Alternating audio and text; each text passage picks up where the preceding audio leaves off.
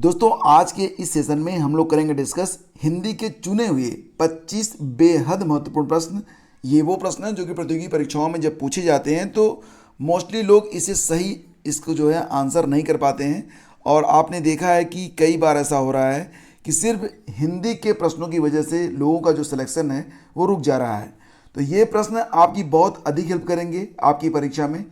सभी प्रश्नों को ध्यान से देखिए और देखिए कि कितने प्रश्नों के उत्तर आप खुद से दे पाते हैं। तो जितने आंसर आपको पहले से पता है वीडियो के अंत में कमेंट करके हमें ज़रूर बताइएगा।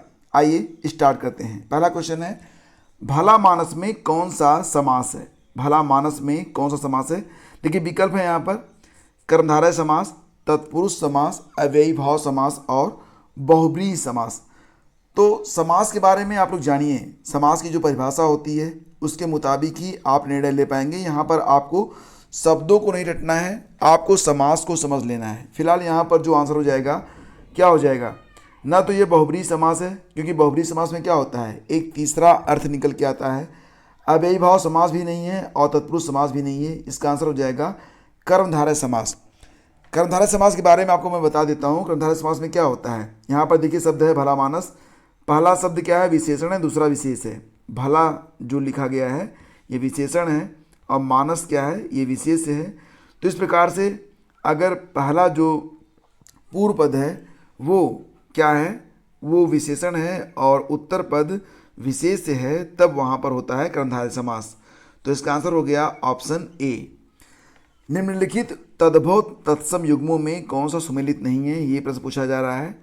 अदरक का आर्द्रक सही होता है, अनाड़ी का अनार भी सही होता है, अपना का आत्म भी सही होता है, लेकिन अमी का दिया गया है अमृत। तो यही हमारा आंसर हो जाएगा। अमी का जो अमृत यहाँ पर दिया गया है ये तद्भव तत्सम का सही प्रारूप जो है वो नहीं है। तो इसका आंसर हो जाएगा ऑप्शन सी। फिर अगला क्वेश्चन है, वाराणसी गोरखपुर आरा के मध्य कौन सी भाषा बोली जाती है? वाराणसी गोरखपुर और आरा के मध्य कौन सी भाषा बोली जाती है? अवधी, भोजपुरी, कौरवी या फिर मैथिली? इसका आंसर हो जाएगा ऑप्शन बी, यानी कि भोजपुरी जो है वो वाराणसी गोरखपुर और आरा के बीच में बोली जाती है। निम्नलिखित में स्त्रीलिंग शब्द चुनिए। गणेश, गण, गणना और गणपति में कौन सा शब्द है जो कि क्या है, स्त्रीलिंग है? तो इसका आंसर हो जाएगा ऑप्शन सी, यानी कि गणना। चरण कमल बंदो हरिराई, इस काव्य पंक्तियों में कौन सा अलंकार है? उपमा है, रूपक है, श्लेष है या फिर उत्प्रेक्षा है? देखिए ऐसे प्रश्न और यही प्रश्न आपको कई बार पीछे भी मिल चुके होंगे। जब आप पढ़ाई कर रहे थे आपके एकेडमिक में भी ये प्रश्न आया होगा। लेकिन क्या होता है कि जब हम प्रश्नों को देखना बंद कर देते हैं तो धीरे धीरे हमारे वो मनस पटल से उतर जाता है। तो चरण कमल बंदो हरिराई, ये जो काव्य इसमें जो अलंकार है वो है रूपक, क्योंकि इसमें चरण की तुलना कमल से की गई है। ठीक है, तो सही जवाब इसका हो जाएगा ऑप्शन बी, रूपक। यथोचित का सही संधि विच्छेद क्या होगा? यथोचित का सही संधि विच्छेद, अब देखो यहाँ पर मैं आपको बता दूं, अगर आप इसका सही संधि विच्छेद करेंगे तो ये आएगा यथाधन उचित। ठीक है, तो यहाँ पर जो शब्द है यथा, इसमें था में क्या जुड़ रहा है, आ रहा है। ठीक है, और यहाँ पर आएगा फिर उचित, तो ये ऊ बन रहा है। आ और ऊ मिलकर क्या बनते हैं, ओ बन जाते हैं। वहाँ पर कौन सी संधि होती है, गुण संधि होती है। तो यथोचित में कौन सी संधि है, गुण संधि है। ठीक है, तो इसका आंसर हो जाएगा, सही संधि विच्छेद है यथाधन उचित और संधि कौन सी है, तो ये गुण संधि है। सूरदास के पदों में कौन सा रस नहीं पाया जाता है? देखो सूरदास के जो पद हैं उसमें श्रृंगार रस की बहुलता है, वात्सल रस भी खूब पाया जाता है, शांत रस तो बहुत ही अच्छा मिलता है वहाँ पर, लेकिन भयानक रस वहाँ पर नहीं मिलता है। तो आंसर हो जाएगा ऑप्शन डी। छंद पढ़ते समय आने वाले विराम को क्या कहते हैं? गति, यति, तुक या फिर गण? तो इसका आंसर हो जाएगा, छंद पढ़ते समय जो विराम लेते हैं हम उसे क्या कहते हैं, उसे कहते हैं यति। ये याद रखना आप। फिर अगला क्वेश्चन है, कर्म कारक के लिए प्रयुक्त होने वाला चिन्ह कौन सा है? तो जितने भी कारक हैं उनके जो चिन्ह हैं रटा हुआ आपके पास होना चाहिए। तो कर्म कारक के लिए क्या प्रयोग में लाया जाता है बताओ? हो जाएगा आपका को। ठीक है, तो जहाँ पर को हो वहाँ पर क्या होता है, वहाँ पर होता है कर्म कारक। निम्नलिखित में कौन सा शब्द तद्भव नहीं है? उपज, तद्भव, उपला और उबाल। तो उपज, उपला और उबाल तीनों जो हैं ये तद्भव हैं, लेकिन तद्भव तद्भव एक तत्सम शब्द है, ठीक है, याद रखना इसको। जिसके पास घर न हो उसके लिए एक शब्द क्या होगा? अकिंचन, अभिषेक, अनिकेत या गृही में। सही जवाब हो जाएगा इसका ऑप्शन बी, यानी कि अनिकेत, ठीक है। फिर अगला क्वेश्चन है, बांधा था विधु को किसने इन काली जंजीरों से, मणि वाले फणियों का मुख क्यों भरा हुआ है हीरों से। तो यहाँ पर कौन सा अलंकार मिलेगा? देखो यहाँ पर अनुप्रास अलंकार तो है नहीं, क्यों? क्योंकि यहाँ पर एक ही वर्ण की बार बार बारंबारता नहीं हो रही है, तो अनुप्रास अलंकार नहीं है। श्लेष भी नहीं है, श्लेष अलंकार में क्या होता है, वहाँ पर एक ही शब्द के कई अर्थ निकलते हैं, तो वो भी नहीं है यहाँ पर। यमक भी नहीं है, यमक में क्या होता है, एक शब्द एक से अधिक बार आता है और जितनी बार आता है वहाँ पर अर्थ बदल जाते हैं। लेकिन यहाँ पर अतिशयोक्ति है, तो सही जवाब इसका हो जाएगा ऑप्शन डी, अतिशयोक्ति अलंकार। आंधी आवे बैठ गंवावे ये लोकोक्ति है, इसका उपयुक्त अर्थ क्या है? संकट से मुंह फेरना, विपत्ति से टकराने का फैसला, आंधी के बाद पानी बरसने का इंतजार। सही जवाब हो जाएगा विपरीत परिस्थितियों में उपयुक्त समय का इंतजार। तो कहा गया है ना कि जब कुछ समय पहले आपने पढ़ा भी होगा, जब आपके एकेडमिक चल रहा था, वहाँ पर कहा गया था ना कि जब समय उपयुक्त न हो तब आपको जो है उपयुक्त समय का इंतजार करना चाहिए। आंधी आवे बैठ गंवावे, यही इसका अर्थ भी होता है, ठीक है। तो चलिए आगे बढ़ते हैं।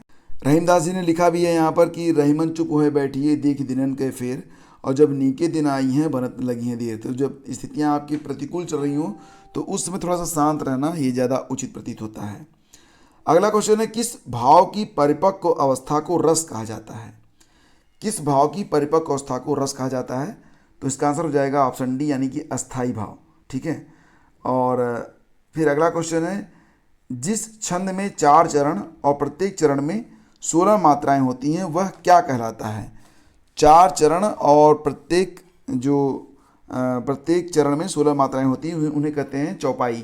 तो यानी कि इसका ऑप्शन डी करेक्ट है, ये तो आपको पता ही है। सब कोई सर्वनाम के लिए किस प्रकार का उदाहरण है?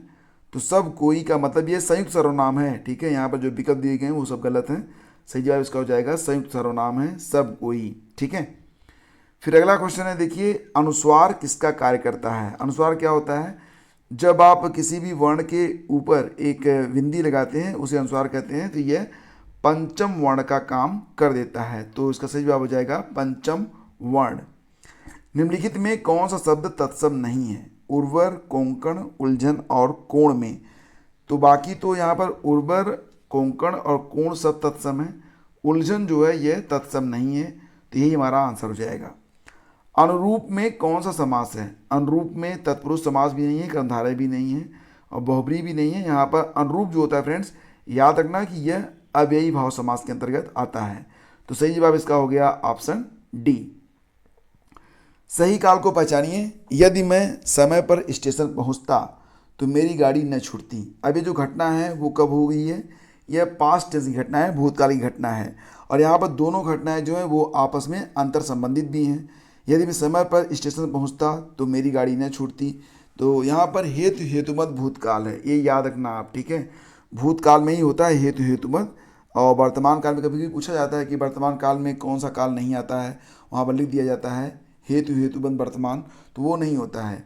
हेतु हेतुबंध जो होता है वो सिर्फ भूतकाल में होता है, यानी कि इसका ऑप्शन बी करेक्ट है। अच्छा बताइए, अमर्स क्या है? बहुत ही अच्छा प्रश्न है ये, आपको बताना है कि अमर्स क्या है। तो अमर्स है एक प्रकार का संचारी भाव। अच्छा ये बताइए, संचारी भावों की संख्या कितनी होती है? 33 होती है। अब बताइए अमर्स क्या है? तो अमर्स का मतलब जब आप अपने दुश्मन का कोई अहित न कर पाएँ तो उसके बाद आपके मन में जो क्षोभ आता है उसे कहते हैं अमर्स, ठीक है। तो यहाँ पर ऑप्शन बी इसका करेक्ट है। फिर अगला क्वेश्चन है कि किस छंद का पहला और अंतिम शब्द एक होता है? किस छंद का पहला और अंतिम शब्द एक होता है? तो इसका आंसर हो जाएगा कुंडलियाँ। तो ऑप्शन ए करेक्ट है, कुंडलियाँ। देखो फ्रेंड्स, आपको बता दें कुंडलियाँ छंद का पहला और अंतिम शब्द एक सा होता है। इसमें कुल कितने चरण होते हैं? 6 चरण होते हैं, और इसमें 2 चरण दोहा के होते हैं, यानी कि दोहा होता है 2 चरण का। उसके बाद बाकी जो 4 चरण होंगे वो क्या रहते हैं? वो रोला के होते हैं। तो दोहा और रोला से बनती हैं कुंडलियाँ। गिरधर की कुंडलियाँ आपको याद होंगी। माला फेरत जुग भया गया न मन का फेर, और है ना पूरा, वो आपको याद भी होना चाहिए। तो कई बार ऐसे जो प्रश्न हैं वो कि एग्ज़ाम में आते भी हैं। तो इसमें पूछा जा रहा है कि इसमें कौन सा अलंकार है। माला फिरत जुग भया गया न मन का फेर, और कर का मन का डाल दे मन का मन का फेर। तो इस दोहे में कौन सा अलंकार है। तो देखो फ्रेंड्स, यहाँ पर जो अलंकार है वो है यमक। यमक क्यों है, क्योंकि यहाँ पर देखिए जो आपका ये दिया गया है, काव्य पंक्तियाँ जो दी गई हैं, इसमें कर का मन का डाल दे मन का मन का फेर। तो यहाँ पर जो मन का शब्द है और वो कई बार जो है अपने अर्थ बदल रहा है, तो यहाँ पर यमक अलंकार हो जाएगा। ठीक है। फिर देखिए अगला क्वेश्चन है कि भूखे को भोजन दो, इस वाक्य में को का कौन सा कारक है। अभी मैंने आपको बताया था कि को जो होता है ये कर्म कारक के अंतर्गत आता है, यानी कि इसका ऑप्शन ए करेक्ट है। और ये है अंतिम प्रश्न कि जिन स्वरों के उच्चारण में हवा नाक से निकलती है उन्हें क्या कहते हैं। तो जिन स्वरों के उच्चारण में जो हवा है वो नाक से भी निकलती है उन्हें कहा जाता है अनुनासिक स्वर, यानी कि इस क्वेश्चन का ऑप्शन बी करेक्ट है। तो फ्रेंड्स, ये थे आज के 25 प्रश्न। कितने प्रश्न आपने बिल्कुल सही किए, कितने नए प्रश्न आपने जाने, कमेंट करके हमें जरूर बताइएगा। अगर ये सेशन आपको अच्छा लगता है फ्रेंड्स, तब प्लीज़ आप वीडियो को लाइक और शेयर भी जरूर किया करें। आज के सेशन में बस इतना ही। शीघ्र मिलते हैं आपसे एक नए सेशन में, तब तक के लिए मैं आज्ञा दीजिए। नमस्कार, जय हिंद।